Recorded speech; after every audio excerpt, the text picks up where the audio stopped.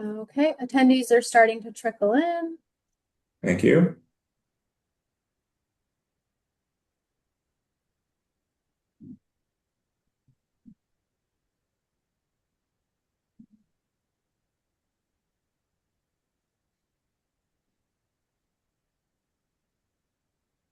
Welcome, everybody. I can see folks are starting to trickle in. We're going to give a couple of minutes to see if there's more folks that are trying to get signed in here before we get started.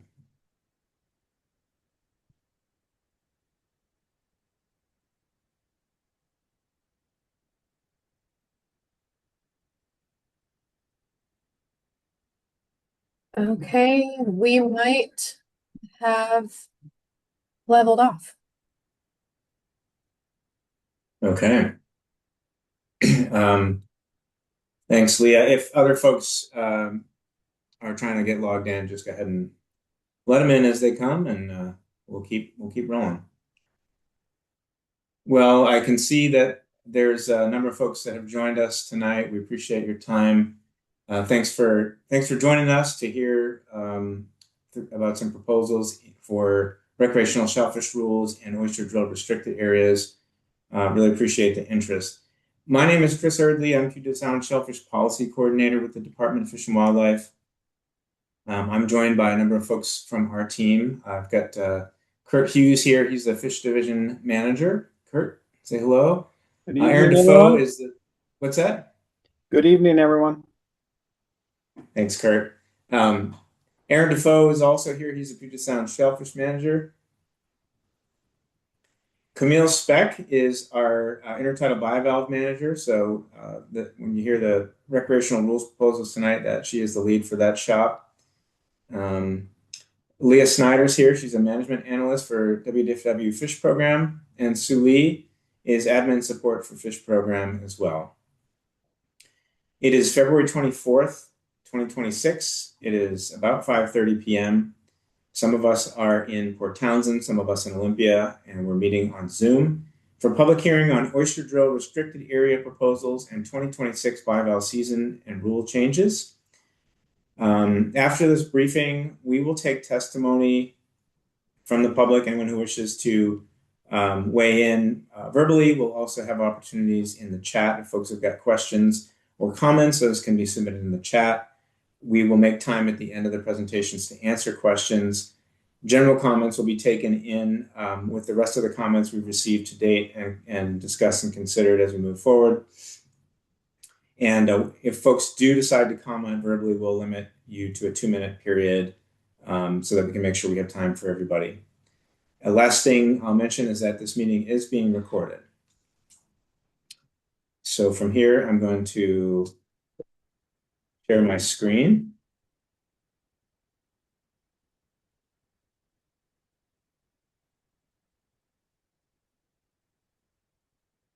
And one of the DFW colleagues let me know that you can see this. Looks good. Thank you. I'm going to move some menus around here so I can see. Okay, so I mentioned we've got 2 presentations for you tonight. We're going to start with 2026 Shellfish Restricted Area Change Proposals. This is the shorter of the 2 presentations you'll hear tonight. And following this, we'll get into our recreational clam, mussel, and oyster seasons and rules proposals.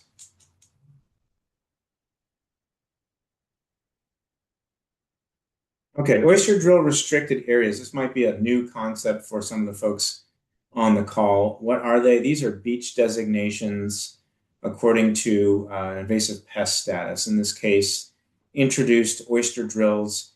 There's 2 species of introduced oyster drills in our state. One is the Japanese oyster drill, the other the Atlantic oyster drill from the east coast of North America. Both of these are voracious predators of shellfish. They feed on oysters, clams, barnacles, mussels, and a host of other shellfish. They're a pest for aquaculture. They're a pest for wild stock shellfish. They are a nuisance for our shellfish enhancement efforts, and critically, they are an impediment to Olympia oyster restoration because of their appetite and their relative absence of predators because they're an invasive species. So we designate sites according to their presence. When we find new sites where they exist, we designate them as oyster drill restricted areas. Everything within that site, that beach, that tideland is considered part of it, the restricted area. And the application is variable. We have a number of ways that we use this designation, including in co-management with the tribes. We work together with the tribes to make sure we're not spreading these things around. I mentioned Olympia Oyster Restoration. It helps us design restoration projects, helps us to target education, and it applies in our permitting with the shellfish aquaculture industry, as well as some other fisheries enhancement and management applications. We update these designations periodically as we find new sites where they're present. And we'll go through what we found in the past year and are proposing to designate for this year. So, as always, DFW endeavors to be transparent and inclusive in our rulemaking. I'm going to take a moment to go through what we've done to facilitate that. So first, we posted our pre-proposal to the DFW website at the end of 2023, announcing that we're planning to make some rules proposal changes. We posted the actual proposals themselves in January of this year and created a dedicated engagement webpage where folks could see what they are and post comments. We announced our intent to do this rulemaking and provided information on our rulemaking listserv that reached 36,000 email contacts. We posted announcements to the DFW permitting page. This is one that's well visited by the shellfish aquaculture industry and a number of other stakeholders. These proposals were discussed with the tribes during the management process. Some of these drill areas were themselves discovered by tribes that notified us. We sent an email announcement out to the two major aquaculture industry associations in our state as well. And finally, we're having this public hearing tonight. I got the wrong date on there. It's the 24th, that's today. And we haven't received any comments on these proposals. We will make time for comments at the end of this presentation if anyone cares to do so. For 2026, we're proposing 11 new oyster drill restricted areas. Again, these were discovered by us and by the tribes, as well as other partners. They're distributed throughout Puget Sound. 9 of the sites reflect new discoveries of Japanese oyster drill presence. And unfortunately, we have the first 2 discoveries of Atlantic oyster drills in Puget Sound. This species has long been known to be present in the Willapa Bay. We found 2 small areas in Hood Canal this year where this species is present, unfortunately. There's a QR code there. If anyone would like to use that to pull up our oyster drill maps, you can see where these sites are. And I did mention already the application for these, but there's a reminder there as well. First site, starting up north, is in Bellingham Bay, where we found some Japanese oyster drills in the vicinity of Fairhaven Marine Park. We believe this is a possible seafood discard site where folks take oysters and other seafood and then dump the shells on the beach. That's actually not legal. It's a great way to spread invasive species. Would love to remind folks not to do that. And so we've installed a multi-language sign that educates folks on the dangers and illegality of this practice. It's not legal to move shells or shellfish around in our state without getting a permit from us, and that's intended to manage risk of spreading invasive species around. Closine Bay will see 2 new proposals. One is to update the existing oyster drill area for Japanese oyster drills that's there to reflect new information on the known distribution within that bay. I mentioned the Atlantic oyster drill being found at 2 sites in Hood Canal. This is one of them. So we're proposing a new Atlantic oyster drill site in the northern half of Closine Bay. This is by and large recreational shellfish beaches. There's also a major shellfish hatchery here. Seabeck Bay, multiple sites within Seabeck Bay. We found Japanese oyster drills. There is a history of wild and cultivated shell stock transfers. In this area, there's also a marina, some boat traffic that can sometimes be associated with accidentally moving things around. Anderson Cove, north of Hawley, also on the east side of Hood Canal. We found some some tribal partners actually found some Japanese oyster drills at this tribal harvest site. So this is another new Hood Canal drill area. And the last one in Hood Canal is Dawato Bay, also Japanese oyster drills. Some folks may recognize this as the West Dawato recreational beach. It's a good oyster beach, also has some clams. It's a site where DFW has done some enhancement. There's a history of wild and cultivated stock transfers in and around this site as well. Moving out of Hood Canal to Quartermaster Harbor, we had some partners identify some oyster drills at this site. It's unfortunate. In the area of Rob's Lagoon, this is a site for Olympia oyster restoration interest. I mentioned these things are a real pest for doing restoration. We don't know the transfer history in this area, but the concern and the interest in Olympia oyster restoration at the site has spurred the development of a new oyster drill working group that includes tribes and other partners where we're trying to find some new solutions to deal with drills, especially as we consider Olympia oyster restoration. Camille's team, for example, also was out this last year to do some oyster drill removals in an experiment to see if we can reduce impacts on the oysters that we put out, the oyster seed we put out to support recreational fisheries at Wolf Tidelands. Hammersley Inlet, you can't see it in this image, but just to the west, further into Hammersley Inlet, there's a very large oyster drill restricted area that's been in place for decades. So it's not a total surprise that we're learning more about where they are beyond that site. And just outside that site, we have four new sites. There's three of them shown here. There's small sites at the end of each of these namesake roads along the south shore of Hammersley Inlet. We found Japanese oyster drills. There's a history of wild and cultivated shell stock transfers at these sites and in this area in general. And DFW has conducted a number of in-person consultations with growers. We're working with them on permitting to reduce risk of moving drills from these sites to new areas and work and understand their distribution within Hammersley more broadly. The other small site, I mentioned there's four. This is the other one. It's on the north side of Hammersley Inlet at the end of East Anderson Lane. Also Japanese oyster drills, and also cite an area with a history of wild and cultivated shell stock transfers. As with the other Hammersley sites, we're working with some growers that are working in this area to make sure that we're not accidentally transferring drills out of there, educating them on what they look like and so on.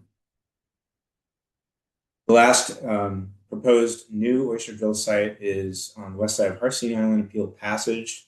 So this is a small site near a private boat launch. So some boat activity. There's also some history of wild and cultivated shell stock transfers here. And as with some of the other sites I just mentioned, we're working with the boat launch operators as well as a grower that's active at this site to make sure that drills are contained and educating them on how to reduce risk of moving them around through permitting and consultation. In addition to designating these areas, DFW and partners are really active in trying to find other solutions to reduce risk of spreading these harmful invasive species around and even removing them. I think it's important to mention that I think that these new discoveries are more a function of our increased field presence, getting out, looking for them, working with stakeholders, as well as the substantial educational efforts we've put in to manage risk and make sure folks are aware of these pest species. I mentioned we've installed some multi-language signage at targeted sites. We've developed a Safeguard Our Shellfish campaign with the Washington Invasive Species Council. This is a campaign that's intended to educate the broader public on invasive species risk, especially when it comes to moving shellfish and shells around within Washington state waters. Again, it's not legal to take shellfish from market or from a beach and move it to another beach, such as maybe your private beach or your dock. It's a great way to spread other species around accidentally. And a lot of the invasive species we have found in the intertidal were introduced many decades ago accidentally with shell stock transfers from Japan and the East Coast. So we're trying to prevent this from becoming a bigger problem. We've developed newsletters and presentations. I mentioned the consultations. We've got a ton of web content. I'll provide a QR code to that website at the end here so you can take a look for yourself if you care to, and a whole lot more. When we make changes to WACs, WAC, by the way, stands for Washington Administrative Code. You'll hear me refer to it throughout the presentation. It's kind of the technical term for a rule, whether it's shellfish rules or traffic rules or whatever it might be. They exist in Washington Administrative Code. So you'll see that acronym and hear me refer to it throughout. Whenever we open these up, we also look at ways to kind of clean them up. And in this case, we're just reorganizing so that it flows a little bit better. It's more organized, able to find sites, help our enforcement out, help our stakeholders navigate a little bit better. These kinds of changes don't affect the actual rules. They're just a simplification. And I'm going to pause there. There's that QR code that will take you to our Shellfish Health and Biosecurity website. This might be a realm that's really new to a lot of folks. Encourage you to check it out. We've got a whole team that focuses on trying to protect the shellfish resources and seaweed resources of our state from diseases and pests. And I think anyone that is interested in shellfish would probably agree that's pretty important work. So if there's any questions or testimony, now is an opportunity.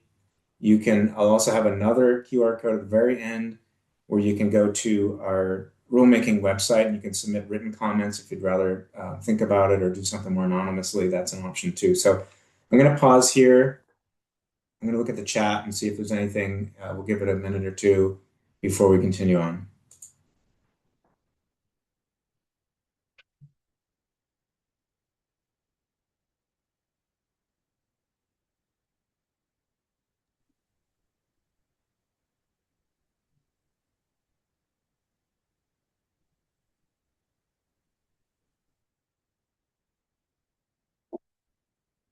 Okay, I'm not seeing any chatter for this rule presentation. If folks think of something as we go, feel free to put it in there. We will make time to answer questions at the very end as well. So I'm going to keep going.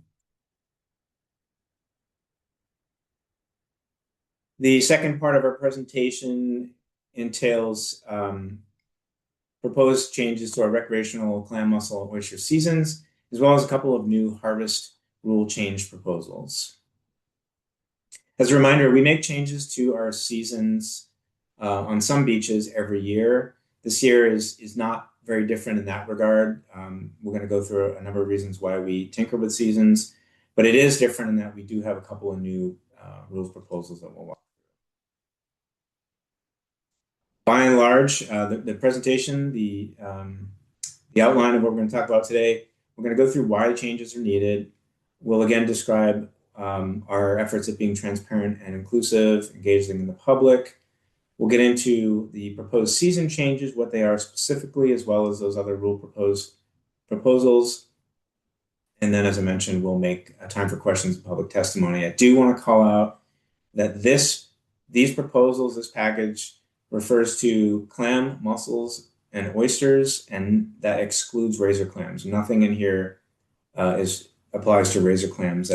Razor clams are managed differently than the rest of our bivalve species. So why do we do annual season changes? First, a little bit of background. There's over 1,400 public beaches in Washington, and we manage shellfish on all of those beaches. We manage each public beach as an individual discrete unit with quotas set at that specific beach.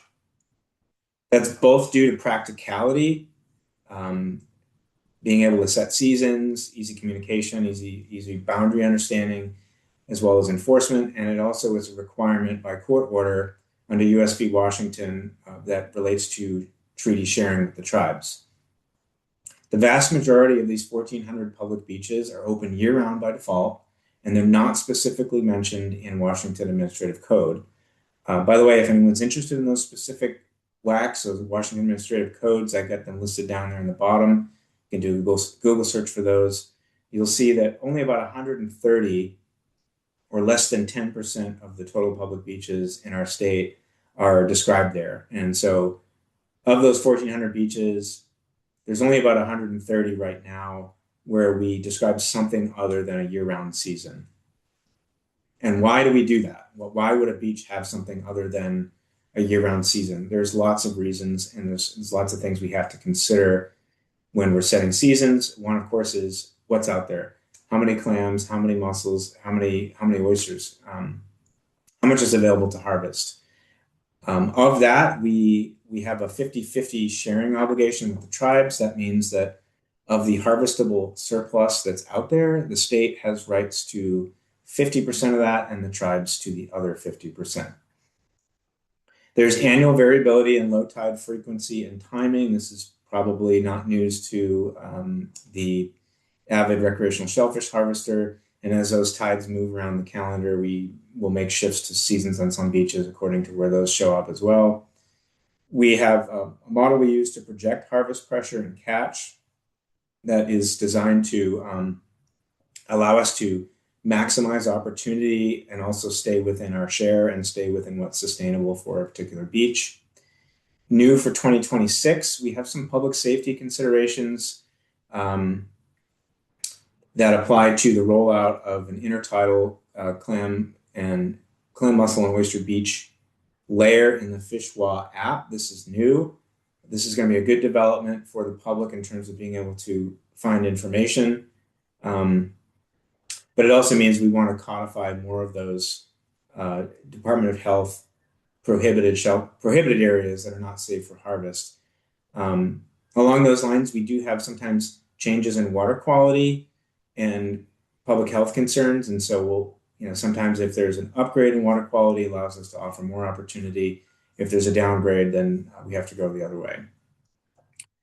I mentioned there's 1,400 public beaches. That's a lot, and there's a lot of different agencies that manage access at those sites: state parks, DNR, counties, ports, and we have to coordinate with those folks as well to set seasons that work for them, their objectives, their facilities, their staffing, and so on.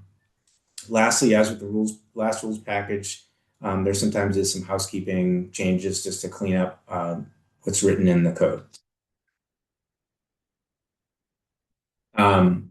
So public input.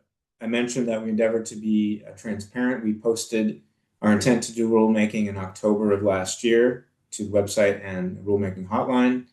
We posted the specific proposed changes in January to our agency rulemaking website and set up a dedicated engagement page. Many of you have commented on that. We appreciate that. We announced our intentions via a rulemaking listserv that reached over 34,000 contacts. We made announcements on our recreational shellfish webpage as well, where many of you go to find beaches. There's a new box at the top that announced links and plans for this. We issued a news release on January 28th. Multiple outlets picked it up. Social media picked it up. We've done interviews with like Seattle Times, for example. We're doing this public hearing. I got the date right there. That's today. There'll be opportunities at the end to comment and ask questions. And as of the 18th of February, which is when we did the last poll of comments, we've gotten 65 so far, a couple via email. We'll do another poll again tomorrow. Public comment is open through today. The types of season adjustments that we do, as a reminder, we've got for a given beach, there may be a clam and mussel only season, there may be an oyster only season, or there may be a season where everything's open: clams, mussels, and oysters. We adjust seasons upwards, so we lengthen them. If there's conditions like more shellfish or lower effort or water quality upgrades that allow us to do so.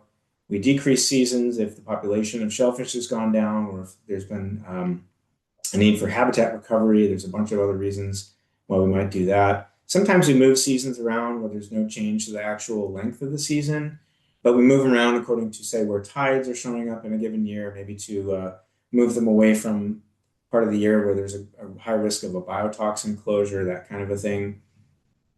I mentioned water quality issues. That's managed by the Department of Health. And sometimes we put in our codes areas that are unsafe for harvest as determined by Department of Health, areas that would be considered prohibited for harvest or closed to harvest per DOH. And then finally, there's some kind of other categories where we might have to make some adjustments according to new information about property ownership or boundaries. We do have a couple of those this year. On to the specific changes, we'll start with the good news. I should mention that in every given year, and we do this every year, there's always some beaches where we're able to lengthen seasons, and there's always some beaches where we have to adjust seasons downwards. Sometimes there's more increases, sometimes there's more decreases. This is a bad news year. Unfortunately, there's more decreases, but we'll start with the increases. We're proposing to add to the seasons at Port Gamble Heritage Park, Squim Bay State Park, and South Lilwap. There's ample resource to allow us to do so, and harvest pressure is at a sustainable level relative to what's available. And then at South Lilwap, there's been a DOH water quality upgrade that is allowing us to add some opportunity at that site. On to reductions. There's a number of beaches where we're reducing the season downwards, and in some cases like Eagle Creek, Point Whitney, and Quilcene Boat Lamp. It's a small reduction. It's 2 weeks. It's pretty typical to see seasons adjusted by 2 weeks up or down. We've got some other sites like Shine Tidelands and Wolf Property State Park that are seeing bigger reductions. We're going to trim a month and a half. We're proposing to trim a month and a half from those sites. Those are two sites that some of you might remember. We were forced to shut early last year because of intense crowding that we were not anticipating. This is a result of that. I'll note that we'll continue to do enhancement at some of these sites as well to try and boost future opportunity.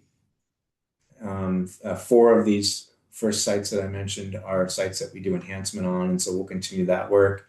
I did also mention that we've done some work on removing invasive oyster drills from Wolf, and that the idea there is to try and support the success of our oyster seed survival that we put out there by removing some of those invasive predators. Penrose Point State Park, we're proposing to close it entirely this year. It's usually a 2-month season. This was on a Washington State Parks request.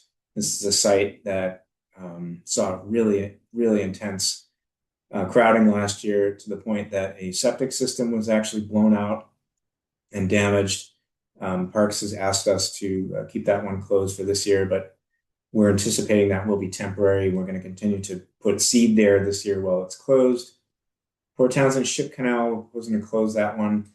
This is not the first time this site, in our opinion, has needed closure in recent years. There's something going on in the Admiralty Inlet area where we're just not seeing really high recruitment of shellfish, and the same thing's happening actually in the gooey duck world as well. This part of the Puget Sound has been closed for commercial gooey duck harvest now for many years because for whatever reason, there's just not a lot of new shellfish recruiting to grow into the population.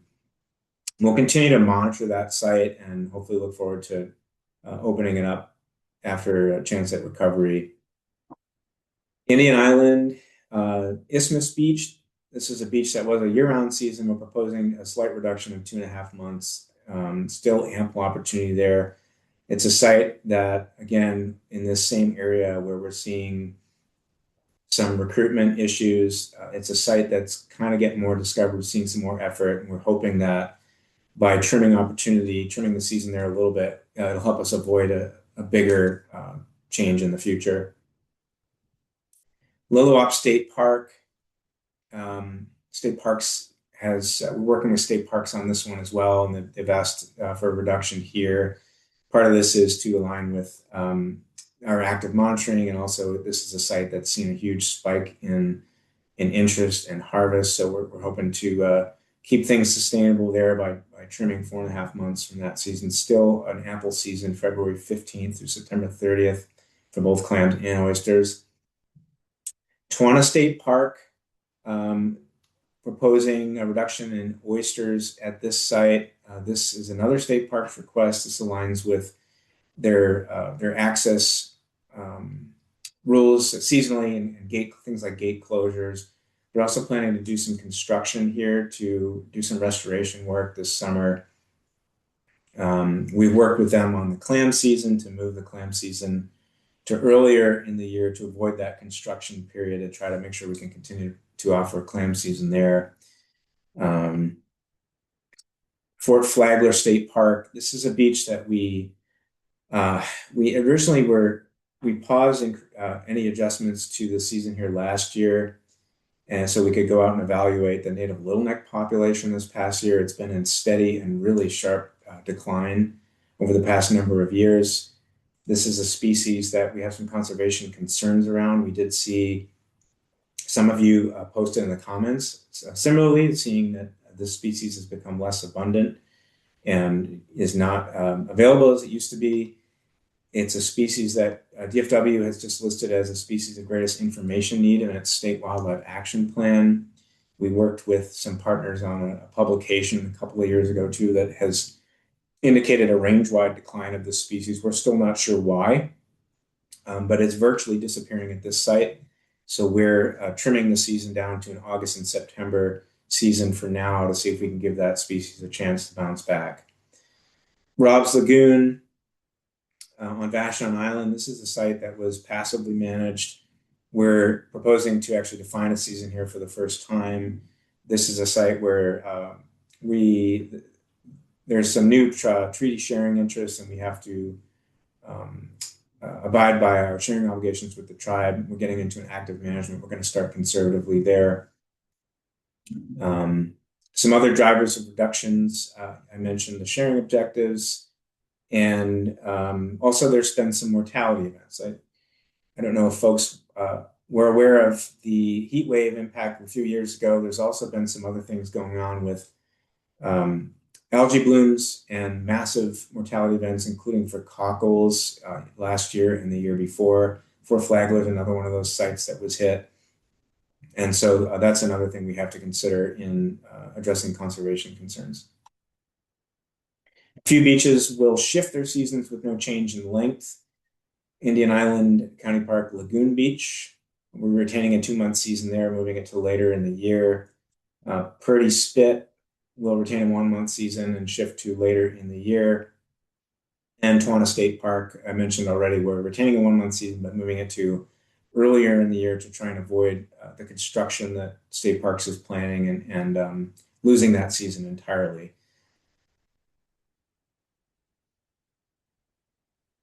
We have some beaches in that other category I mentioned.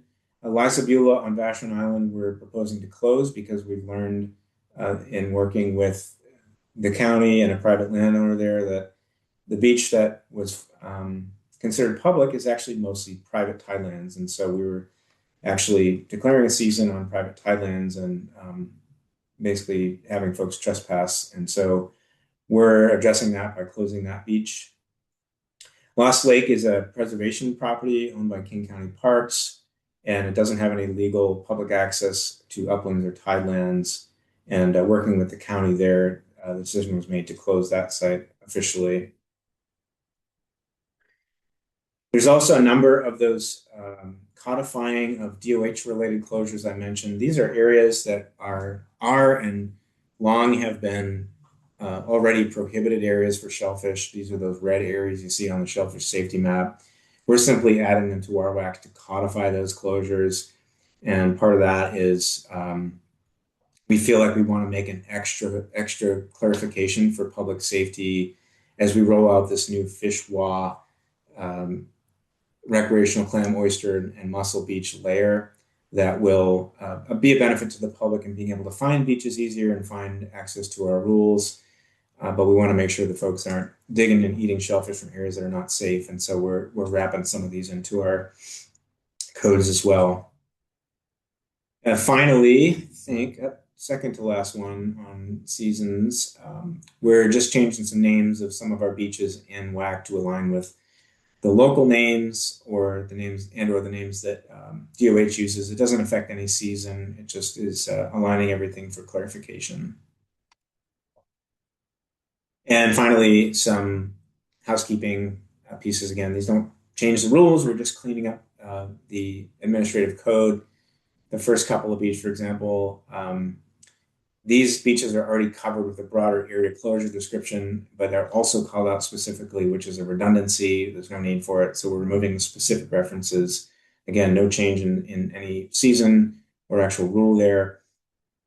And then with Purdy Spit, we've worked with Pierce County, and I've got a better understanding of the boundaries on that beach. So we're updating the boundary description in that beach to basically expand the area of the legal description of the beach. So coming out of that, I wanted to offer an optimistic note here with a look ahead. So I think it is important. If I feel very strongly that I'd like to let folks know that we're always looking for ways to grow opportunity. Our team works really hard and is really proud to be able to find new opportunities where we can. I mentioned at the start of the presentation, some years were more successful than others. We were on a streak of success in recent years. 2025, we were able to negotiate some increases with access site managers. DFW staff provided some support to DOH to go out and get some extra biotoxin sampling capacity that allowed some sites that were closed to open sooner, which is put an opportunity right back on the calendar for folks. We do enhancement every year, and we do about 18 different enhancement projects every year. And we've been having success in finding new sites and finding new resources to do that. We'll continue to do that this year as well.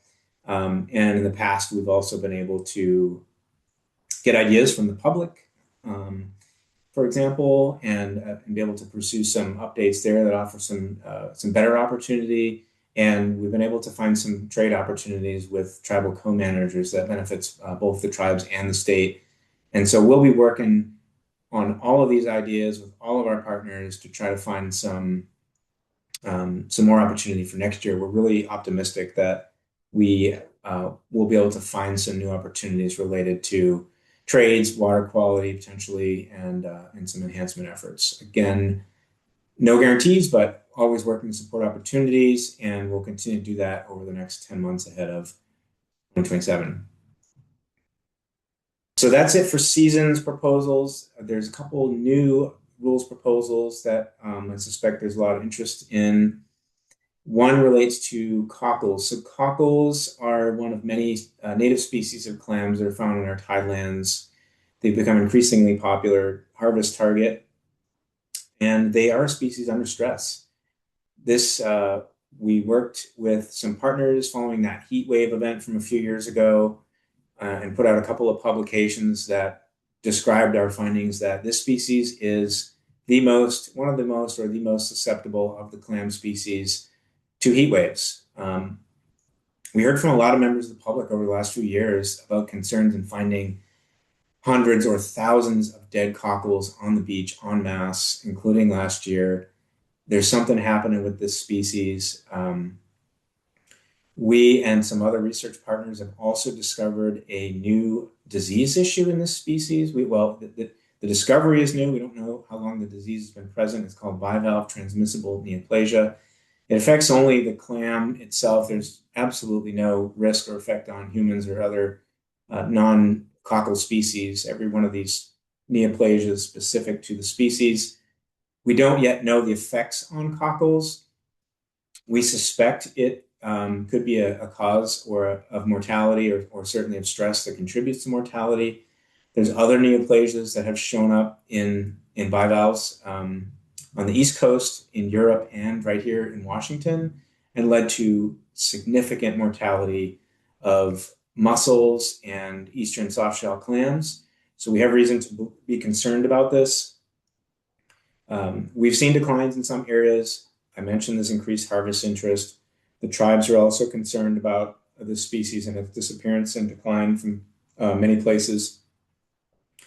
And we also listed this as a species of greatest information need in our state wildlife action plan for 2025. So lots of concern about cockles in thinking about what we can do to try to help this species and help the sustainability of the populations in our state. We worked with our tribal partners and did a dive into the literature and some of our research partners as well, and found that the current size limit that we have in place for clams, which was put in place many, many years ago, and really was put in place with native littlebacks and manillas in mind, is not uh, is not ideal for all species. Cockles are one such species. Their age of maturity, or their age at which time they're starting to reproduce and producing the next generation of cockles, is about 2 years. The current size limit of an inch and a half is really more typical of a 1-year-old clam. So if we're removing cockles that are an inch and a half and smaller than 2.5 inches, we're removing a lot of clams that before they've had a chance to reproduce and add to the next generation of cockles. Thus, our proposal is to increase the size limit for cockles to 2.5 inches or 64 millimeters. This is the same as what we have in place for oysters. We think that latter part will help as a simplification. Also, this will provide this species under stress with some more opportunity to reproduce and hopefully some resilience for the long term.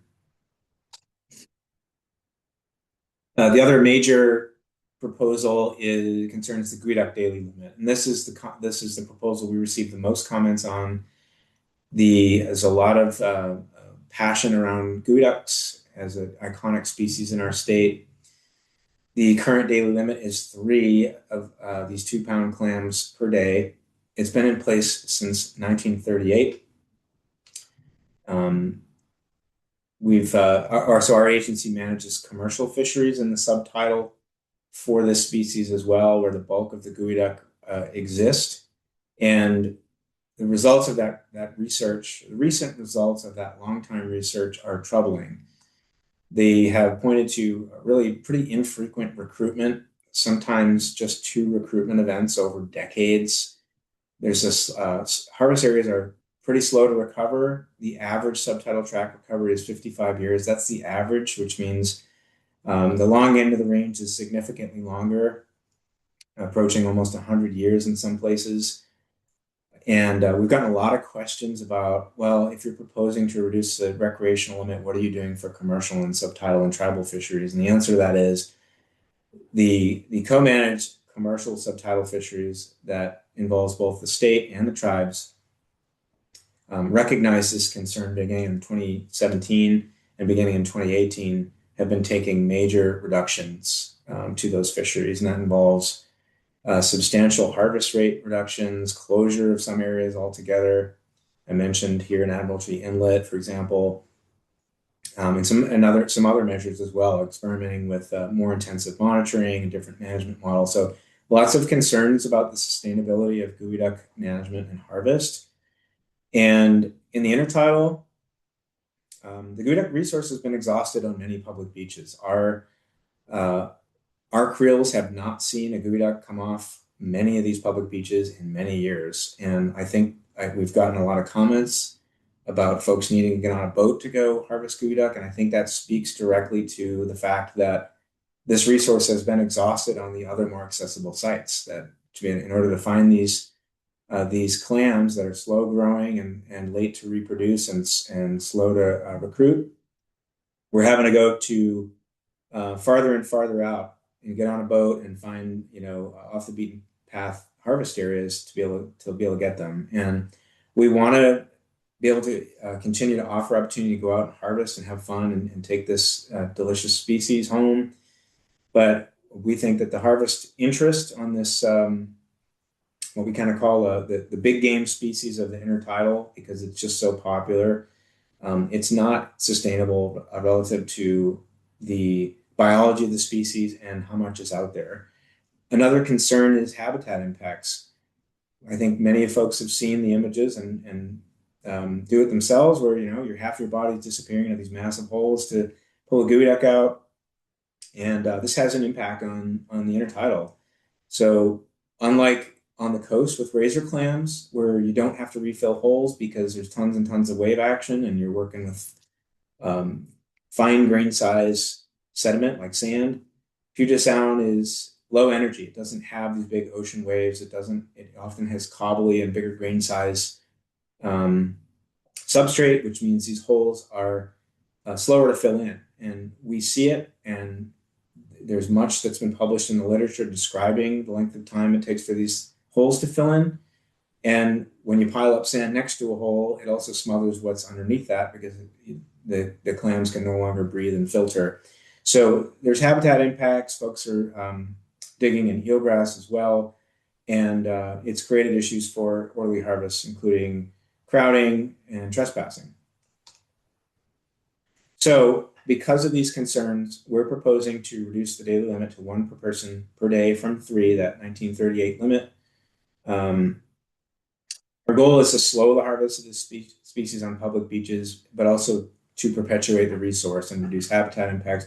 We want to be able to continue to offer this opportunity, but we don't think that allowing folks to take 3 per day is sustainable, and we're seeing that with the disappearance of geoducks on a lot of public beaches. I also will mention, I mentioned that the top of the presentation that we manage beaches individually as a discrete unit. And I mentioned that that's a requirement under US v. Washington, which is the court decision that directs the state and the tribes to share shellfish resources 50-50. And we implement that at a beach or a bed scale, and that is a specific requirement. So we also have to consider that part of it. Lastly, I'd like to remind folks that even if we do go to 1 per person per day, harvesters can still bring along the family to harvest 1 per day each, as long as everyone is actively engaged in the harvest, has their own containers. These are large clams, and when you're out there harvesting geoduck, you still can go and take your limit of oysters or other clam species. We have some additional housekeeping changes that don't actually affect the rules. There's 2 places in WAC or in rule where we describe the requirement to refill dig holes. We're proposing just to streamline it in one place that applies to everything so it's not duplicated. It doesn't affect the rule. That requirement to refill the dig holes is still very much in place, and it's really important. I mentioned the damage it does to the habitat and smothering of the nearby clams that get buried. And also, unfortunately, among the violations we see, it is one of the most common. It's a concern, and we want to remind folks that it is important to minimize impacts on the habitat by refilling those holes and reburying the undersized clams as well. Give them a chance to grow into a harvestable clam. So lots of information there to digest. Not all of it is pleasant for everybody. So I wanted to take a moment to just make a note on our mission. So our mission is to perpetuate resources and provide as much sustainable harvest opportunity as we can. We work really hard to do that. We put a lot of pride into it. Many of us are shellfish harvesters ourselves. I love manila clams and oysters, for example. And when we consider shellfish rules, we have a long list of variables we have to consider. First, there's the sustainable level of harvest. So we do stock assessments all around Puget Sound to figure out how many clams are out there. And if you go to a beach and you find there's 2,000 pounds of clams, we can't harvest all 2,000 pounds. We can harvest a percentage of those that's sustainable so that there's more clams for next year, some clams to reproduce for next year. So you're already harvesting on a smaller percentage of what's there, and then of that, we have to share. We have obligations to share under a treaty with the tribes, and so we get access to 50% of that harvestable surplus, and the tribes get the other 50%. Shellfish populations go up and down. That's why we monitor them. There's lots of environmental variables that affect populations as well. I mentioned heat waves, but there's a whole host of them: freezing, freshwater events, algae blooms, all kinds of things. We're contending with a growing human population. So when that geoduck rule, for example, was put in place in 1938, the population of the state of Washington was 1.7 million people. There's more than 4 times that number of people in our state now at 8 million, with a state that is expected to continue to grow demographically. Harvest pressure can be pretty high. We've got over 200,000 recreational shellfish harvesters just here in Puget Sound. That doesn't even include the folks for razor clams. We've got limited sites to work with. So over 70% of tidelands in Puget Sound are private, and in some areas of Puget Sound, that number is even higher. So we're contending with that. We've got many other stakeholders besides the harvesters that we consider. I mentioned access site managers, but there's also neighbors and the general public and sister agencies and many, many more. We have unpredictability of effort. I mentioned wolf and shine in the issue last year that caught us by surprise. We have to try and manage to the consideration of all of the species that are out there. There's many, and we want to do it in a way that is as simple as possible. We know our rules are complicated. We're trying to manage to the needs of the species themselves and keep things as simple as possible for you. Data and resource have, data and resources are finite. There's only so many resources and only so much data to advise what we do. And there's water quality issues I mentioned, and then there's geography. Puget Sound, Washington State, tremendous amount of coastline to be able to manage and keep an eye on. We also want to distribute opportunity around the geography so that everybody has an opportunity to harvest shellfish as well. And there's many, many more. So point is, there's a lot to contend with. We work hard to provide opportunity and sustain these resources, and kind of feels like a Tetris game sometimes. Description of public comments. As of February 18th, we received 65 comments. Is a mix of support and opposition, as well as some questions and comments that either weren't clear or weren't directly applicable. Most folks support the season's proposals. Most folks support the cockle size limit proposal. A slight majority of folks oppose the geoduck bag limit proposal. I described some themes here with regard to seasons. A lot of folks recognize that there's sustainability and crowding concerns. A lot of folks mentioned violations and bad behavior from some harvesters. And then the folks that were opposed were concerned about reduced opportunity, the license fee increases. There was some confusion between how DOH and DFW manages shellfish. With the cockle size limit, again, a lot of folks recognize sustainability concerns, observing declines in the species themselves.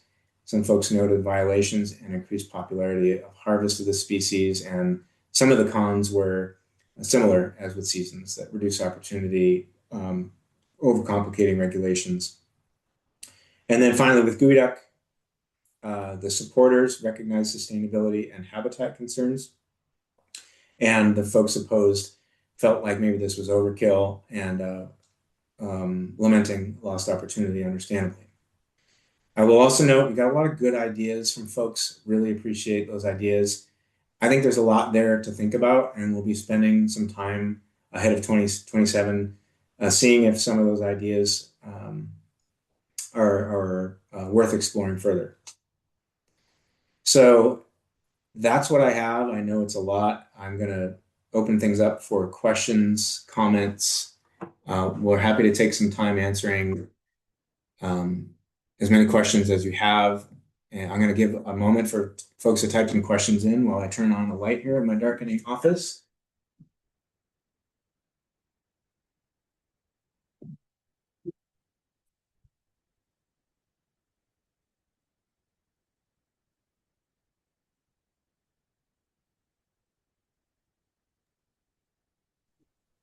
I am not seeing any hands.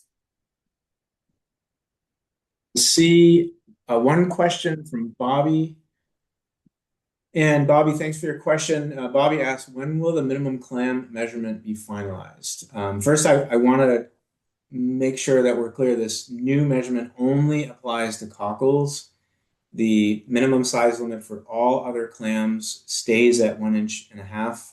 We're only proposing to increase the size limit for cockles to 2.5 inches. And that would be finalized when these rules, if approved, are expected to be finalized, which should be right around early April. So it would be in place for the bulk of the 2026 season moving ahead. So thanks for that. Hopefully that answers that question. Ryan asks, and Kurt, Aaron, maybe one of you can help me with an answer to this one, but Ryan asked, when is the expected rollout of the new app?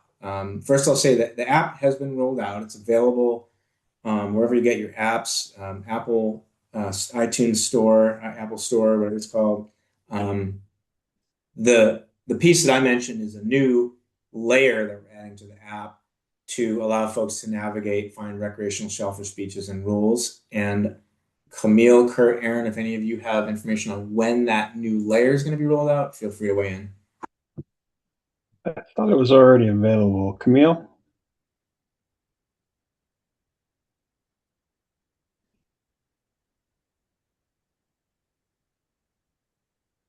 I was only going to add, I thought maybe the question might be pertaining to other aspects of the application like ECRCs, and those will be available when those seasons arrive. So you can select that option now. I'm not sure that was the focus of the question. I think it was probably more on the beach layer like you were getting at, Chris. Yeah, I do think it might be worth also calling that out. Yeah. So because we did get some questions about why not go to a CRC for geoducks, for example, and that's maybe one of those interesting ideas I mentioned is worth exploring. I think folks had some good ideas. I will say for those species that have CRCs currently, the agency is rolling out electronic CRCs, so an app. So instead of mailing in your CRC for Puget Sound crab, for example, you'll be able to open up an app and fill it out as you go. And Aaron, if you want to share any more on that, feel free. Nope, you got it spot on. Well, I guess the only thing to add that if you were to try to purchase your license now with a CRC species, you will be asked that question of whether you want to choose paper or electronic reporting. So that is available now.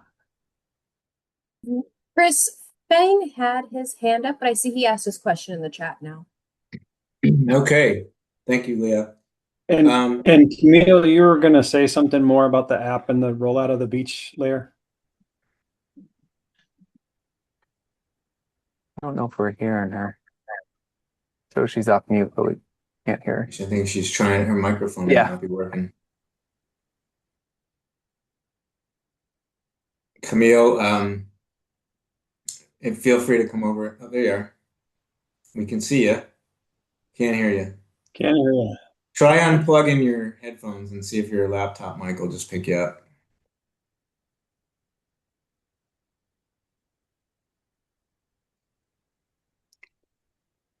Can't hear you.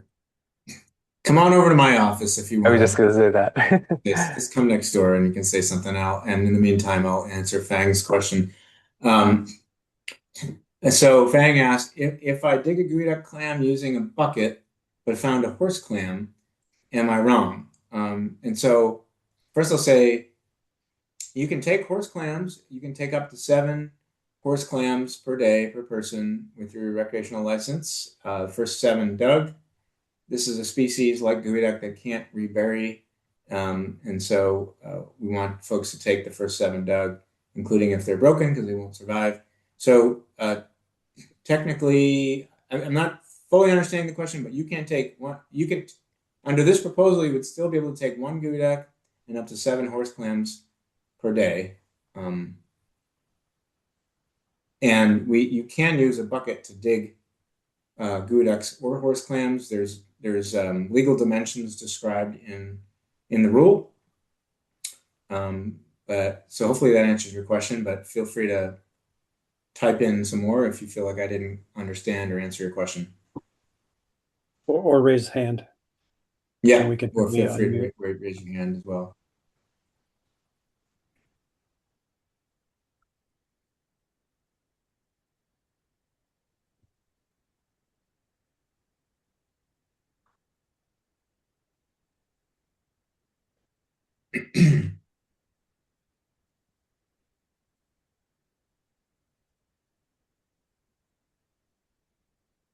I'm gonna so there's a QR code there.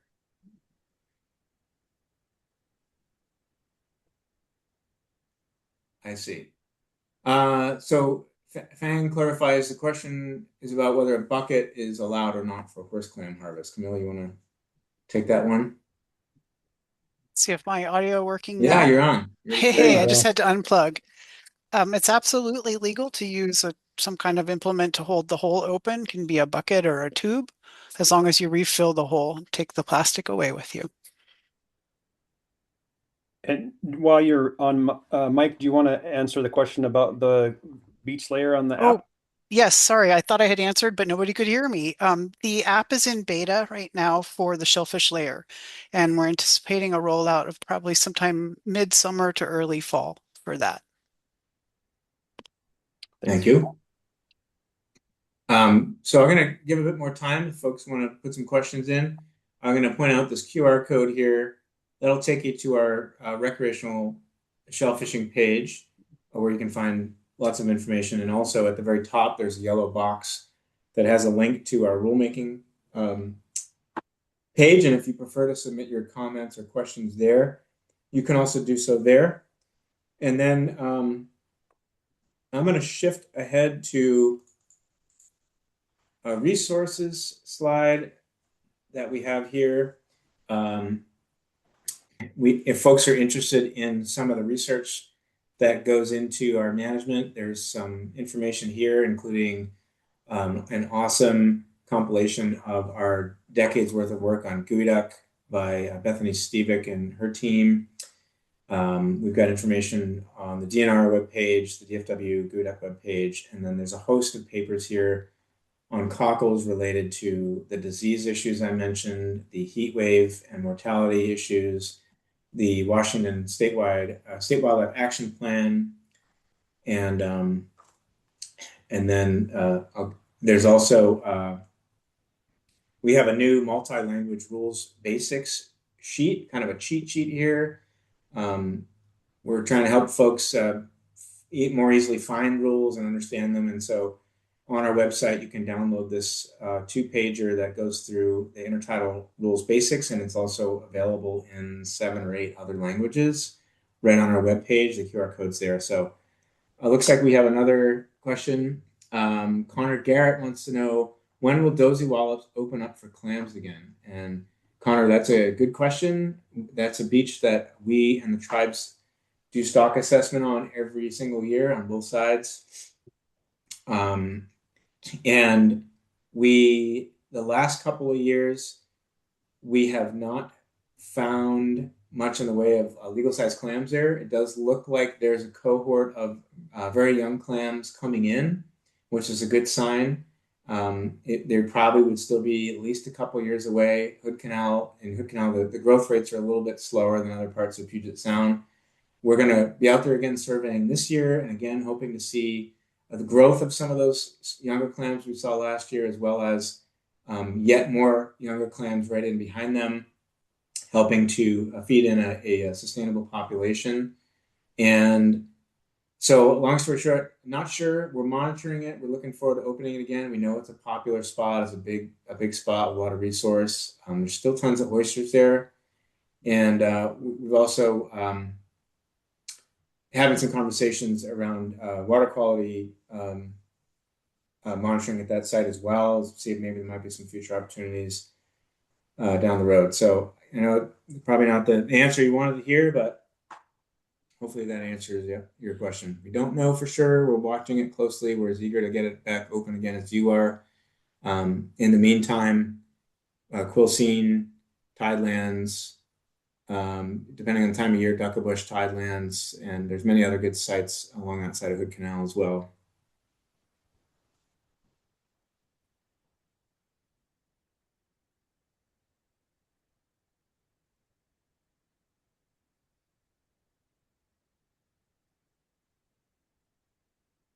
Camille, are the tribes doing any clam seeding at Dozy Wallops? I believe they did so the year before last, but not this most recent year. It's also possible, Connor, that there could be some clam seeding that goes on there. Mhm. It's not a site that we've traditionally targeted for that because of concerns about oyster drills at that site, basically eating all the baby clams. But that's something we can look into as well.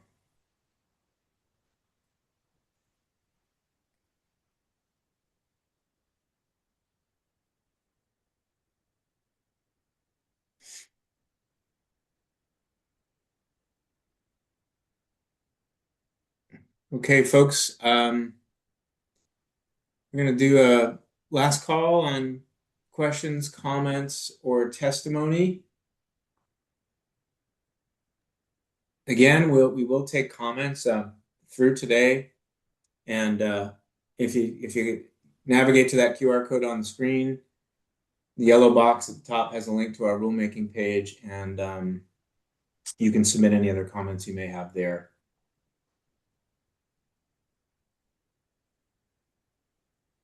Okay. And it looks like folks are dropping off. We appreciate everybody's interest and engagement. Have a great rest of your night. I will end the meeting. Thank you. Thanks all. Thanks all.